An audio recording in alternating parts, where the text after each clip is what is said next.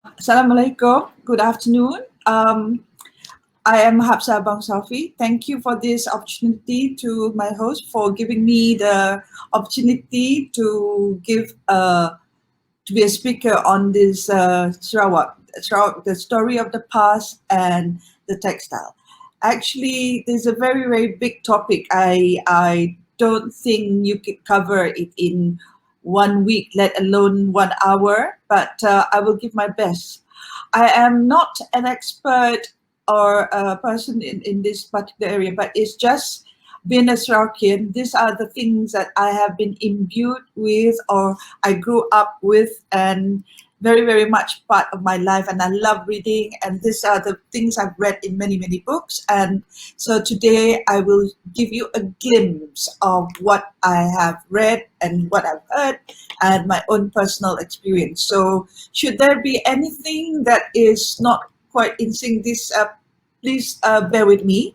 I am just giving you a glimpse. Okay. First of all, let me introduce myself as my own. As I am a Sarawakian, but my early childhood was born in Sarawak in Kuching, and I went to school in Sarawak, where it was a convent school, and my father believed in education was much important. So I was in a class of 40. I was one of two Malays in the class. So jadi invariably, to fit in and to be able to understand the girls in class, I had to learn Hokkien to a degree where there was most of the time where people thought I was actually a Chinese because my Hokkien was Chin Kiang, as I said at that time. But anyway, I can still speak it a little bit now, so that's a really great help when I'm in Kuching. Okay, went to school, and when I was in secondary school, the best subject I had was maths. And for that reason, I was given a scholarship to study in the UK. So I left for the UK after my Form 5 and went to do my A-levels in cold Yorkshire, very cold, where you had to walk in the snow most of the time during winter. And then I did a degree in maths in Hull University. And maths is a subject that most people would not relate to me because now I am an artist, but it has helped my way of thinking, because when you do a maths exam, unlike a history exam, you don't write essays at all in maths exam. You actually have to solve problems and given a very short time, so in a very logical manner. So the as I say, it works very differently. But I'm glad to have studied maths. And when I came back, I was supposed to work in Miri with Shell, but having had the experience of really bad air turbulence from Miri to Kuching after my interview, I was very hesitant to go and work in Miri. And also after having experienced the high lives of London, I thought Miri was a bit too quiet for me then, and I had the chance to go for an interview in Kuala Lumpur for IBM, the company to work for then. And I was successful in the interview, and I got a job as a marketing representative. And it was the best experience as a new graduate to study, because they actually emphasize more on your training. So I went to a lot of technical school and marketing school. Anyway, that was a good experience. But then I found that I could not fit in because it's a very corporate world, I think. By about the third year, after selling the biggest computer to the Prime Minister's department, I left that. I went to do I went into a real estate company, but not your usual real estate company. We actually bought over old buildings, refurbish it, and resell. I've always loved things from the past, so that's the thing that happened. And the highlight of the job was when we took over the old Central Market, which was a pasar that sell sayur, ikan, that thing. And because of the downturn in the economy, the place which was meant to be a high rise was deferred. Um, And we decided to propose to the government then to take it over to do an adaptive reuse project. So my experience is very, very varied. And then I got married, I got took time off, I got bored, and then I took over, I started an interior shop that dealt in, again, antiques and things from the past again. I don't know why I am so geared toward things which has got a history towards it. And I did many, many things. So it's been a very, very varied background. And about 2000, more than 20 years ago, my foray into fashion started. Before that, I thought fashion was frivolous. I don't think, I don't think I would be able to do it. I just was not geared towards fashion. But my sister, Tom Abang Salfi, who is the famous, well, rather, she is renowned in fashion for using Sarawak tradition and heritage as her inspiration. And I've taken her fashion all over the world. She asked me to join her in the business. And that started actually with a tour of India, and I had to be the MC. That, again, is another story, and that's how it all started. It's very, very colorful, and I has, I mean, too long to tell. But anyway, that's my big experience. So I did everything under Tom Abang Salfi, in the sense I did the operations, the day-to-day running, and the best part was I learned. I made a lot of friends. I learned how to do batik, because I believe that one should really learn everything about the business, not just one area. Even though you may not be able to do it all yourself eventually, but if should anything go wrong in the batik sort of production, I'd be able to tell why it goes wrong. And that's the reason why I decided to learn itself. But it was a joy, and that actually propelled me into going into art. And also because I was actually married to an artist from whom I learned all the techniques and everything and the ideas. And now back to what I am here today to talk about Sarawak, about the past. I will give my session will be divided into about 4, where I will talk about the childhood, or rather life in Sarawak during my time, and the reason why we Sarawakians are the way we are, especially during my time. I was brought up in Sarawak as a tiny tot, when Sarawak was still very, very much so removed from West Malaysia. You're talking about the late 50s.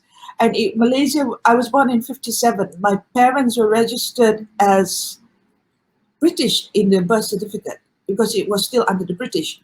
And Malaysia was only formed in 1963. But it was very, very much still our ideas and our knowledge about West Malaysia was very, very little.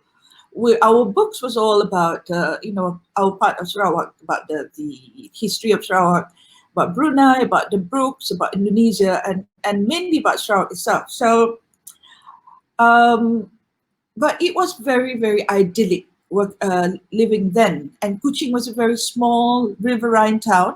I think the population, I don't know, very, very small. But there was no television, but life was just revolving around school. And we grew up with just going to school, and there was you don't know anything about whether you are Malay or not, even though I grew up with parents who was very strict about religion. I had to attend religious classes, everything. But other than that, my Chinese friend was just like, there was no barrier kind of thing. There was the museum ground. I remember growing up, that was the place that we would go all the time, and it was full of iconic images. And my mother, my parents would always be telling stories about the past. That was one way of entertaining us, rather. Now, this first set of pictures will show you what a colorful past my family had. This is the first picture of the 4 men in a rather sort of fancy costumes of the 4 Datuk of Sarawak. They were Datuk Imam, Datuk Petinggi, Datuk Temenggung. I'm not too sure of the real title, but My great-grandfather is in the picture. He's the one yang pakai baju grey something. He was the Datuk Imam Rais, quite a colorful character. So he was very much during the time of the White Rajah. And then there's another picture of, I think my late father, arwah father, was in that picture. That's a family home during my great-grandfather.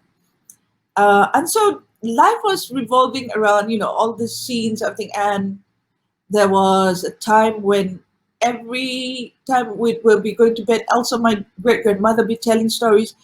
It was only by the time when I was like in secondary school, but before we actually had television. Okay, this pictures again is the one with the White Rajah of Sarawak is Charles Viner Brooke, who was the third White Rajah. My great grandfather was also there, and I think my grandfather, who was a native officer in charge of, there was a peace treaty of something. I'm not very sure of this, but to be seeing pictures of your ancestors in very colorful sort of thing, you take things for granted, but it's also very, very intriguing. So you ask questions. And weekends would be spent driving up in the country, and my father would then relate all the stories. The next set of pictures is where actually the old courthouse where the first picture was taken. And today it has been renovated and turned into a sort of cultural center where you have beautiful restaurants, a museum, and works of art are shown. It's like the heart of Kuching at the moment, and truly the place that every visitor should go. The exciting, not the exciting, the most intrinsic feature about this building is that it is nearly all completely made out of billion wood. So it is, the billion is a wood that is as dense as iron. It sinks in water. The roofing is made out of billion sleds. Only the columns is concrete. Very, very beautiful building. You can just walk around, and should you ever come to Kuching, this is the place to actually meet up with people. Yeah. Okay. This is something that is a very, very unique part of the history in the world.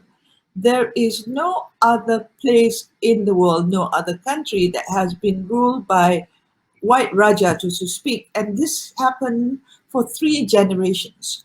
We were not, the rule is very paternalistic. They look at us like it was feudalistic at the same time. Very, very colorful. So there were lots and lots of stories revolving this part because it was just the immediate past before Malaysia was formed. And when I was still, well, I was born then, and my parents experienced this completely. And of course, their immediate parents and grandparents. So our life was just like always sprinkled with stories about the White Rajas and what they were all about. There were 3 of them. The first one was James Brooke. He came to Sarawak in 1839. Having inherited a lot of money in England, his dream was to sail the seas. And so he bought himself a yacht, or rather a ship, and the Royalists. The Royalists went to India and ended up in Singapore.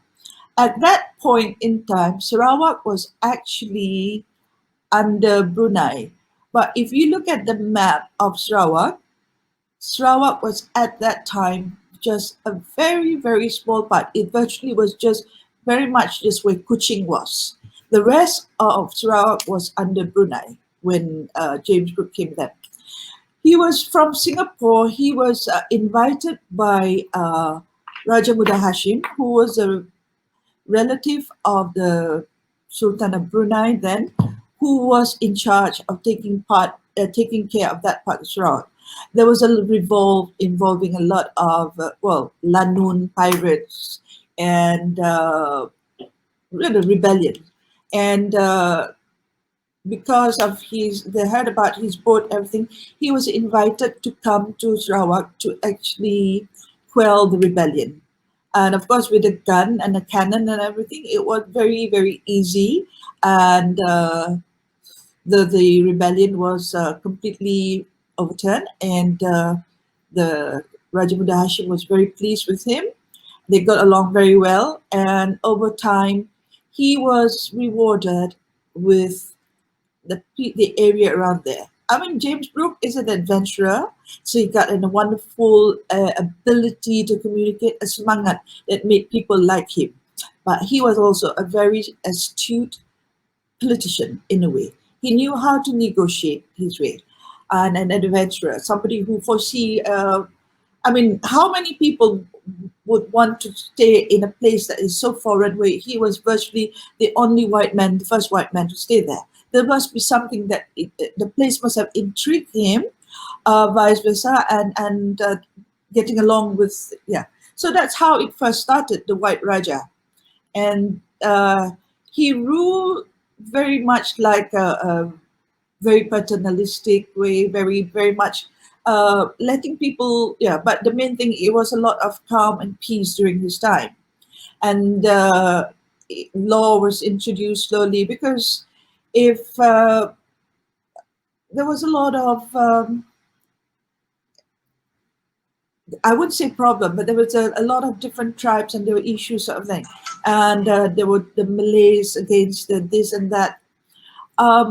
So having a third party in, it sort of like made the place safer kind of thing. I mean, there's a lot of things to see, another story to that. But he ruled for quite a while, from 1841 until 1852, I believe.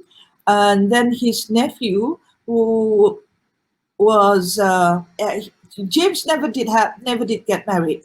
There was a story that he had an accident and his manhood was affected, where he could not have children. So no woman wanted to marry him.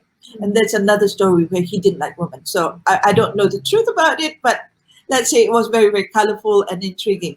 So he had his nephew, Charles Brooke, inherit the title, and he became the second White Rajah of Sarawak.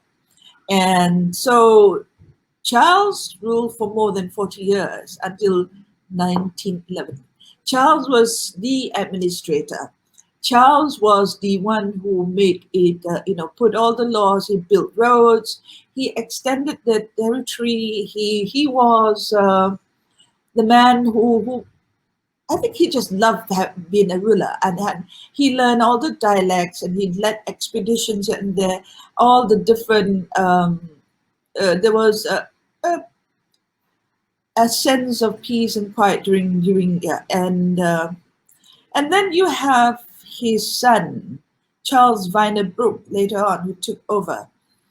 The country flourished, and there was nothing. Charles was brought up much of the time in England, and having been the son of a Rajah, he was mixing with the upper crust, so to speak, in England. So he got married to somebody who was very close to the royal family kind of thing. Her name was Sylvia Brooke. Anyhow, that's another story. And Sylvia was the one who embraced Sarawak as a whole, and very much the first person who married Eastern and Western culture in her way of dressing. She would wear a kabaya labo, but would wear it with palazzo pants, but with Iban jewelry. And that was very, very sort of like completely new and refreshing. And the way she puts it together, the styling was so modern. In fact, if you see pictures of her, it could easily be transported to today and still look very, very current. And my sister, Dato Tom, was very much inspired by the way she styled and the look. How you take an old fashioned sort of clothing, modernize it, and make it completely modern and current. Now, going back to this whole period of the White Rajah, which took over from 1839, 1841, when he became the first White Rajah, to 1941, they ruled as a family for more than a century. You and it was the time of change and everything, the time of industrial revolution everywhere else in the world. Things were moving faster than any other time. Boats, you get cannons, you get cars, everything. So it invariably it affected Sarawak too. So we had a lot of exciting things, so to speak, happening during their time. And thus, for that reason, I was, we studied a lot about this, but also it was my hobby to read everything about them. It was intriguing that all this. There is a very the story of the past that I read in one book about how many of the men who came over they would be around the age of 20 or so, or 18 even. And by the time they arrived in Sarawak, they would only be given leave to go back to England after 5 years. So a lot of these men would have local wives. But during the time of High Victorian, when Queen Victoria became very sort of like uh, very high moral values after King Albert died, a lot of these men were discouraged to have native wives. And when they do have children, the children would be sent back to England. That's a lot of very, very, uh, I would say, colorful stories of the past. Many little books. And sometimes you could see the throwback today of some children who have got like their great-grandfather or grandfathers who were English, but some didn't. Moving on, let me just talk about the next thing that, yeah. Uh, I think one of the reasons why I wanted to talk about the diversities of ethnicities in Sarawak is that there is this, it's nobody's fault. It is just, even I am the one from Sarawak, I know very, very little about the different tribes in Sarawak. And most people outside Sarawak would know only about the Ibans, maybe Bidayu, Orang Ulu, sort of thing. There are, in fact, more than 30 different tribal groups in Sarawak.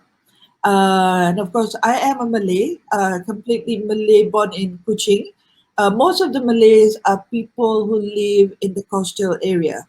And they were in, my great-grandfather, I think, was in trading, shipping. And then you have what you call the Iban. The Iban were generally were the people along the coast as well, but they were once called the Sea Dayaks because they were the ones who would ply the seas, and they were the ones who would be having boats, sort of thing. It's only much later that they were called the Ibans. The Bidayu were the real original people of Borneo. They are the ones who are along the first division. Then you have the Kayan, the Kayan, the Kenyah, the Klabit, who are principally people who are up in the hills, in the mountains. They are the Orang Ulu in Sarawak. Orang Ulu are all these different types. There are different mountain range, different rivers, especially up in the Baram. What I want to emphasize here is that when they are put in one group, they may be of the same race, but linguistically they are so different. Because of the terrain in Sarawak, the sungai is so difficult to travel. One tribe from one area of the river may not be able to communicate with another area because the language is so different. So most of the time, the lingua franca of the region would be Sarawak Malay, or they would be speaking in Iban. Iban is very, very close to Sarawak. But if you ask an Iban to speak to someone who is a Kayan Kenyah, there is no common language. So they will either revert to speaking in Iban or Malay, or maybe there's a sprinkling of English words there because it is impossible to say that it's just one race when there are. I mean, they can't communicate, and I just want to emphasize that there are so many different ethnicity, and if you the Ibans are the people who do the weaving, the Orang Ulu are just very much especially the Klabit. They live up in the barrio.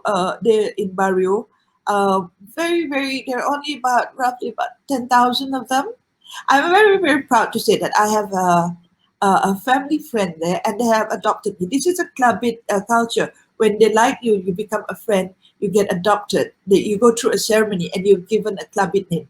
I haven't gone through the ceremony, but I've got a Klabit name, which is Alai. Alai means rare bead, and I am very sort of honored to have that name.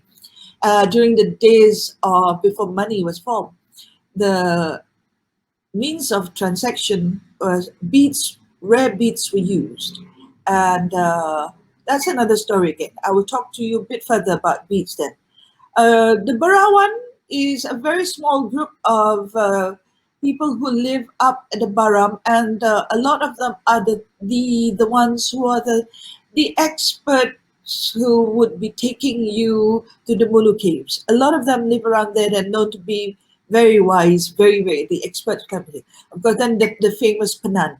There was the nomadic tribe. A lot of them have settled down, but very strong, and they're there's a thing about the Penans that I never knew before. Their main diet is actually not rice, but wild sago. Wild sago is, I think, a superfood. I mean, um, unfortunately, because there aren't very many left in forest, so they have to resort to eating, I think, you have the lambawan, you have the ukir, you have the tring, you have the subat. I have a very exciting thing today where I have a friend who is a young man who is from the tribe called Kayan and Kenya, because he is a mix, because one of his parents is Kenya. His father is a Kenya, I think, and the father is Kayan. And his grandfather is the paramount chief of the community. Here you have some pictures which the reason why I have emphasized on this, because I like to put stories that I have actually first experienced in. Moses' grandfather Moses is a young man I know. He's only about 23 years old, an electronics engineer. He doesn't look at all. If you see him, you would think he's a Chinese. I call him my K-drama. I've been watching too much Korean drama. He looked like one of those actors in a Korean drama. Very fair. They have got the most incredible skin. Anyway, so the first picture is the Kenya family in the 1800s. You could see the headgear, the thing. Everything in that picture is symbolic, and especially the middle one. Kayan from Tulang Usan, Baram, doing the ritual. If you look at the headgear, do not think that they're just for decorative purposes. Now, if you know that Sarawak is called land of the hornbill, the hornbill is a bird that is much revered. Not because there's so many in Sarawak. I think there's some places that the people in Perak claim there are more hornbills in Perak. But the fact that Sarawak, it's for the Orang Ulu, especially the Kayan, the bird is sacred because it is the bird that stays right above the tree. It's the highest in the hierarchy of birds. So when you are a chief, a paramount chief, you are the only one who is allowed to wear the feather of a hornbill on your headgear. So if you see anyone with an old headgear that has got a hornbill feather, it means he is an aristocrat from the Kayan, Kenya, or Orang Ulu family. That's it. And if you have like a brown feather, it could be a bird that could go on the ground. The lower the bird is on the ground, the lower you are. It was a very hierarchical society.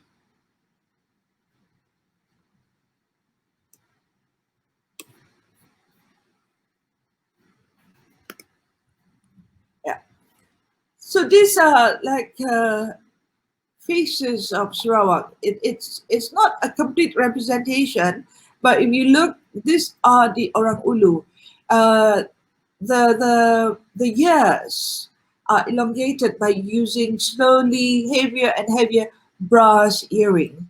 It signifies beauty in their culture.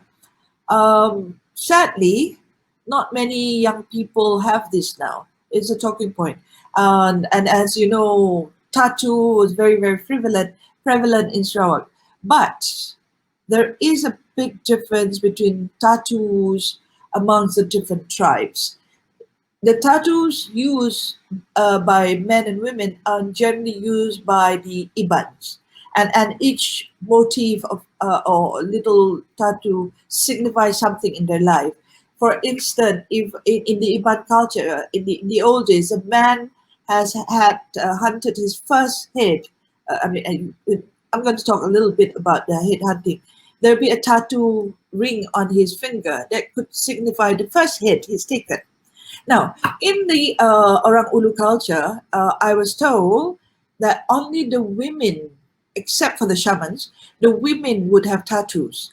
And depending on the different tribe, but in one particular tribe, the women would have tattoos. And this is only after they've gone through childbirth.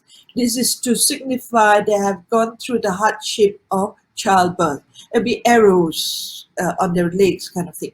Very interesting. And then I heard another story about when a chief is a new paramount chief is been I use the word launched. I think there is a special seed from a special tree has been carved, a big buttress of, I can't remember the name of the tree now, but there is a way where you have to cut part of the root without destroying the tree, and the chief must sit on this tree. And lots of things. There is in Mulu, for instance,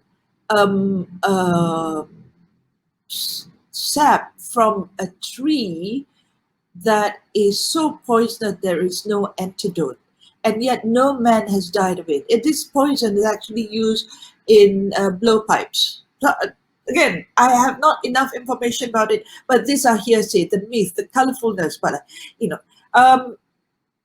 there is an antidote here. When I got married way back in the 1988, I brought in invited a lot of friends from West Malaysia who's never been to a longhouse.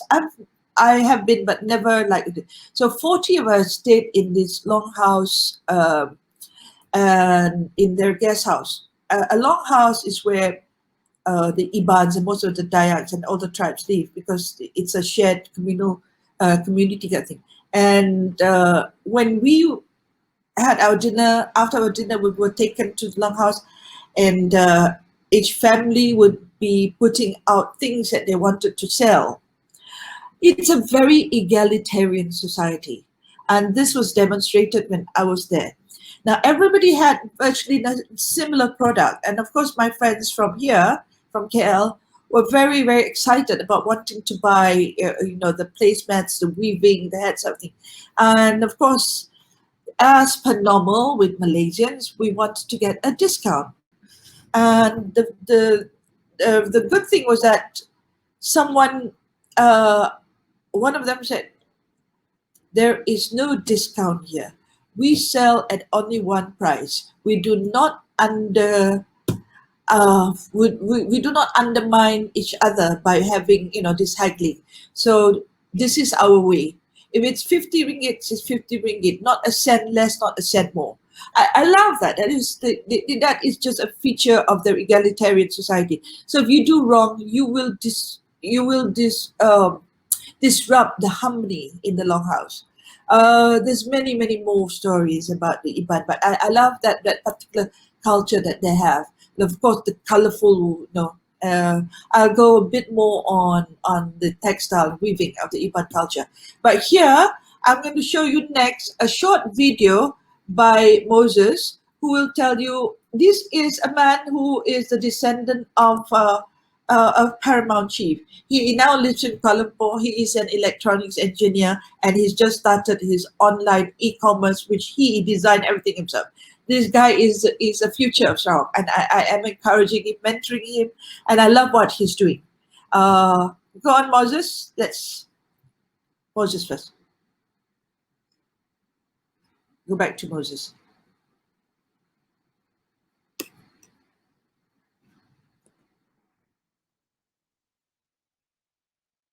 This is his grandmother. Okay.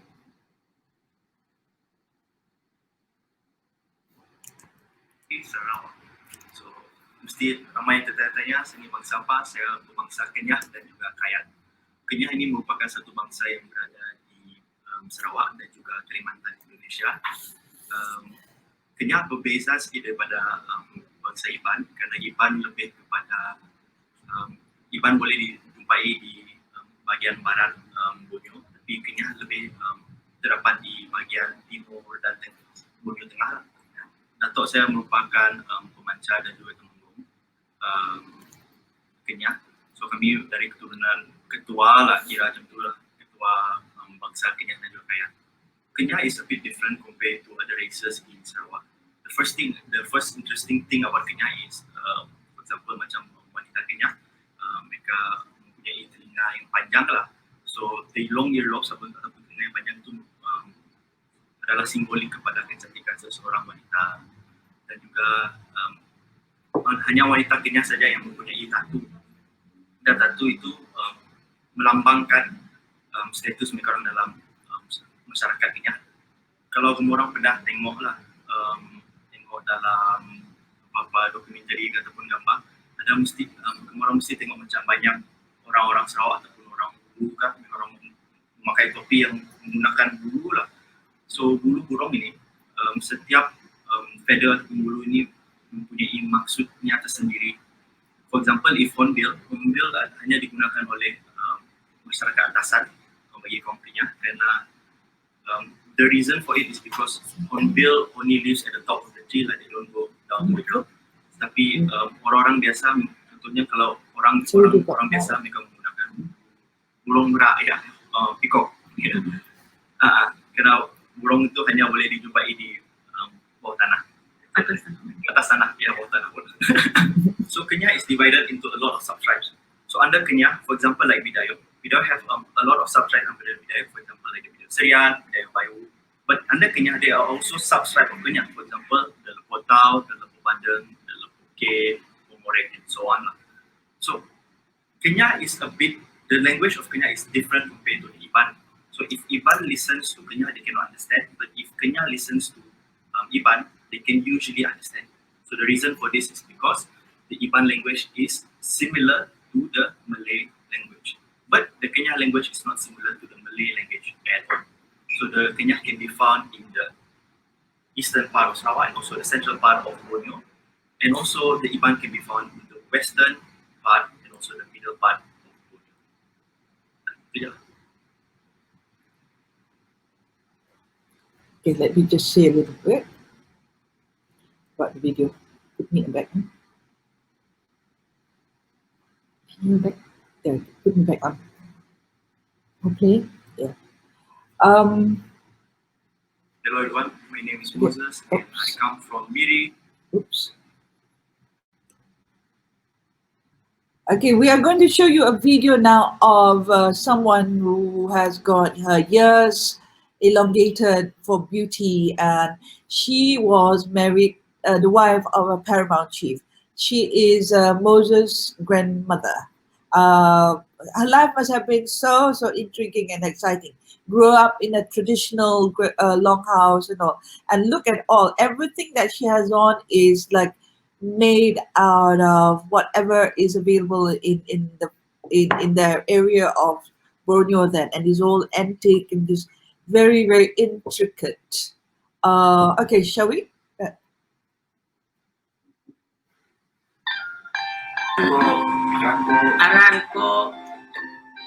Aran baptize ko talam ugama ihana Monica. Aran asan ko Asong Jalong. Asong Jalong neko ihan man luwak naan keturunan. Keturunan ngorek bain keturunan putau lomo amai ko. Nayamay ko pagkilaha man loyang. Ako sayang minti. Ketok naan kanya bere pengorek. Ako kerene umur ko 73 luman nene. Men keturunan Jalong lawengan. Ako ne amay ko. Nay ko baki Baya along ne iha naman keturunan bulan nipa ngau iha ako ne kira generasi ketelok nipa ngau ako tumulo tapi ang nipa kalahabay na na talam California iha na pangulo talam barang tari ako ne nasok na Mosas pagi sok ko mosas lendau minsan gau iha na no alaga man ko na ron sok ko inanalawa pagka maka basan ako sendiri ako ani maka dikelok nyamin ano bayane panako ji klonan blo mutu blo tusu pulu telok loman umun kurmane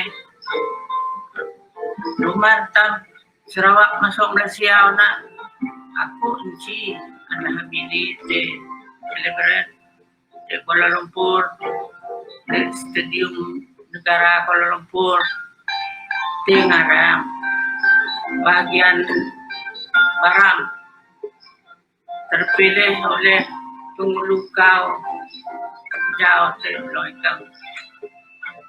Inan aku lulu menenan kuri lumantam o masuk Malaysia.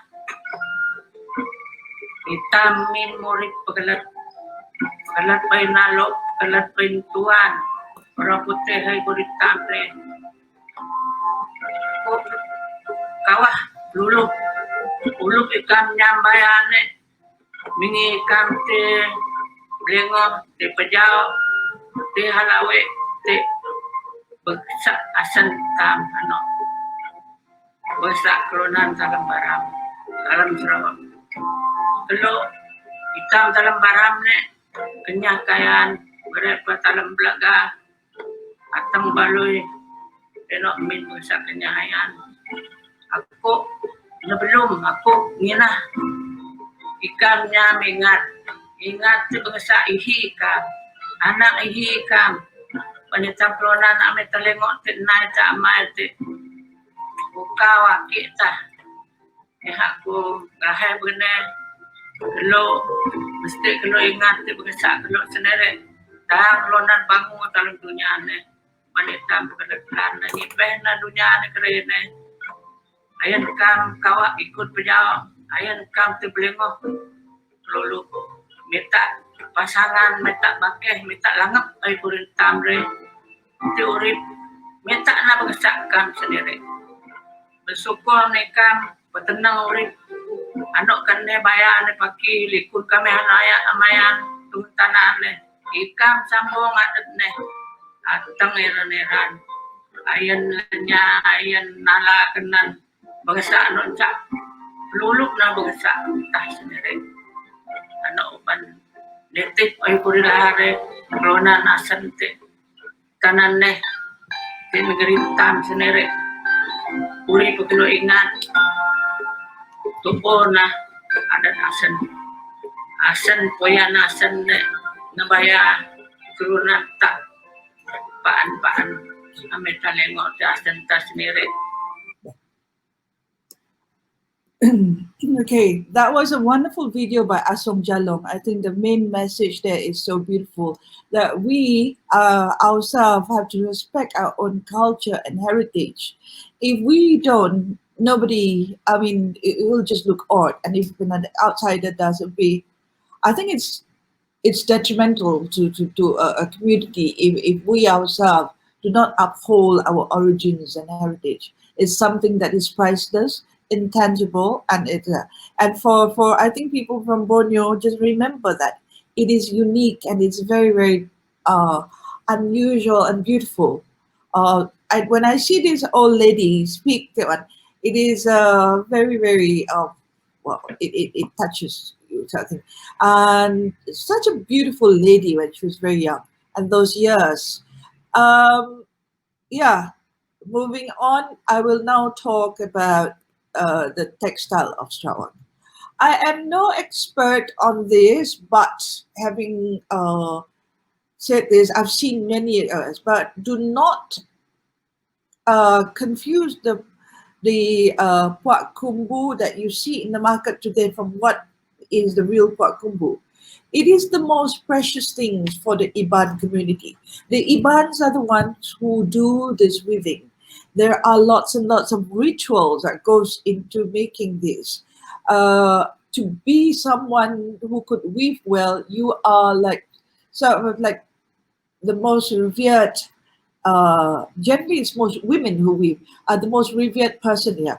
To possess one that you have woven yourself, you are elevated in that egalitarian society, because it is the most difficult thing to do. It takes forever to tie the weave, and then you have, prior to weaving, you have the dyeing, and if you are a dyeing master, master dyer, you are very, very sought after. Everything that they use is sort of organic. I mean, especially in the colors. To get that vibrant red, it's from a tree called the Nkudu. There is a ritual before this. I don't remember the terms for it, but it's very, very steep in tradition, something. Some of the process of making is just so intricate, or rather the motif. And the Ibans is believe in the spirit world and everything. So when they say that they have to dream, it is part of that. The motif is not pre-planned. They have to dream it, whether it comes down from generation, from the from the dreams. So when you see an ikat is much revered, there is significance to the symbols, the ideas of things. So for you to just take an ikat, a puak kumbu, it is really, really, you must be rather be careful, or you have to be sensitive to their culture, because you might be, saying the wrong thing about something that they revered in their traditions of things. I like to tell a story aside before I talk about these two pieces. I read, of course, you have woven blankets in other parts of Southeast Asia, in Indonesia, in Irian Jaya, in I believe, yeah. Anyway, there's a book that I read by Nigel Bali about his quest to look for ikats. Ikat just means tying, right? So he was looking for, this is the general term for this kind of weaving, but in Sarawak it's a puak kumbu. So anyway, yet Nigel Bali ended up in the village somewhere in Indonesia. This is one of the far islands, Flores, I believe. So anyway, it was he was up in the hills where it was very, very cold, and it started to rain. So he decided to take cover, and just because it was a bit cold, he took one of the ikat he had bought and covered himself with it. But when the rain stopped, to his appall, his body was just red, completely covered in red, and he said he discovered that the dye they use for the red is actually made of chilies, some kind of chilies. So beware about it when you travel and you buy your ikat. But that is just, can you imagine being covered in red chili, wet chili? That's right. But anyhow, this is the two most priceless, so to speak, puak kumbu design that have been used in a lot of theses and research by people who are doing research on textiles of Sarawak. These two pictures were given to me by Milia Lingi. Milia Lingi is the daughter of Datin Margaret Lingi, the late Datin Margaret Lingi, who has written a book called Ties That Bind. It is a very, very interesting book about the process of making this, the myth, the story about this. To make one of these, I don't know much about this yet, but this particular one is revered in just that the patterns were just the most intricate and it took forever to do. My aim is to see these two pieces in person, and hopefully one day I'll go back to Sarawak and be able to see this. Milia Linggi and the Tunjuga Foundation is very, very active in preserving the art of weaving. You can actually take a course in weaving in their foundation. There's a lot of puak in Kumbu on display there. There's a library. There's also a very, very wonderful display of ancient beads and basketry and carvings. So if you do go to Sarawak, do go to the Tunjuga Foundation. It is a gem in Kuching. I just want to highlight here, these are not just the only two people. There's Edric On, who's done wonderful pieces in the using ethnic Sarawak fabric. I want to highlight here because Tom Bangsafi happened to be my sister, and I know what's in her head, and I know all the things that she has done. Rani Sylvia was the wife of the third white Rajah of Sarawak. She was very flamboyant in her way, and she took things. She has inspired Dato' Tom in a lot of ways, in the way she styled things. It's how you take traditional costumes, everything, and make it modern and make it your own, and thus you are able to gather. You're able to do something that is different from what is generally put on the world stage, and you can get that. Tom in the mid 80s actually took the puak motifs and put it on industrial knitwear, but she was very careful in making sure that the motif she took does not is not one that is sensitive to any of the community. It has been a wonderful journey of making this thing, and I think there's a lot more people who actually revered this, who actually use and get inspired by the Iban puak motif and use them on the printing as well.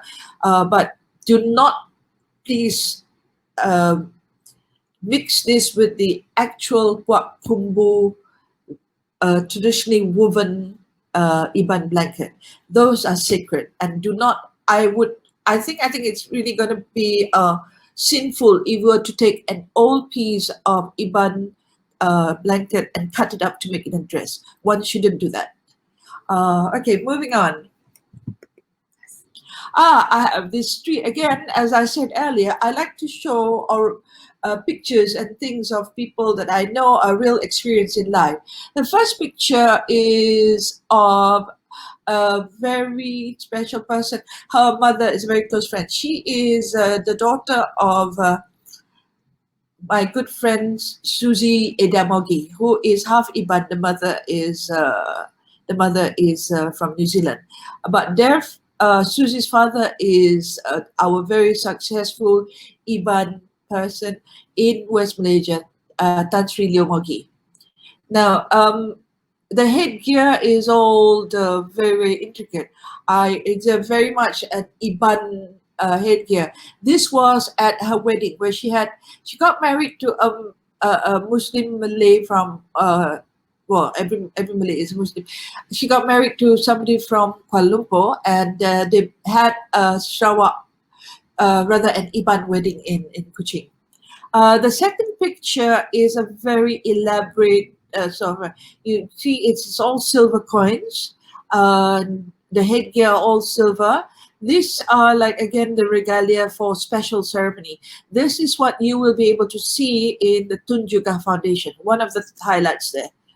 The third picture is again of Didi, Dinah Mogi. She is wearing a sarong print.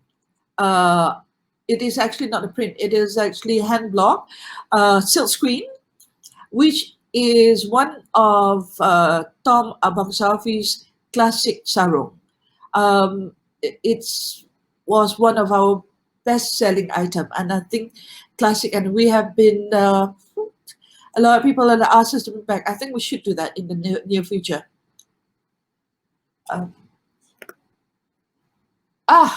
We've come to the very last page. Yeah. In conclusion, I would like to say thank you to everyone. I hope my story hasn't been too shallow or that sort of thing, or rather I spoke too much. I would say we should. We must not take for granted of our heritage and our tradition. We are the ones who should revere it and actually tell all the stories to the future generation. And what a delightful thing, and it's so unique and so different. It is priceless. Assalamualaikum. Thank you very much for listening to me. I hope I haven't been boring.